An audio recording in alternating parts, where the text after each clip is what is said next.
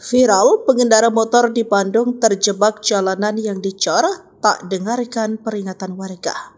Seorang pengendara motor di RW 2, Penyairan Desa Cigugur Girang, Kecamatan Parongpong, Bandung Barat terjebak jalan yang masih dalam kondisi baru dicor viral di media sosial.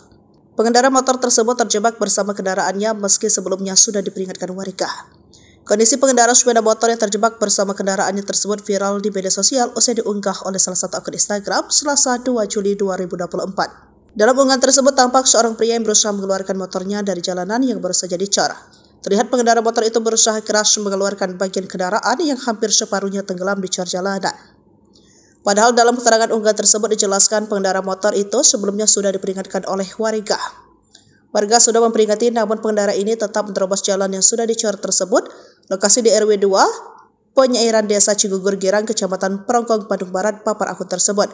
Akibat tindakannya, kondisi jalan yang berada di tengah-tengah permukiman warga itu pun mengalami kerusakan cukup serius.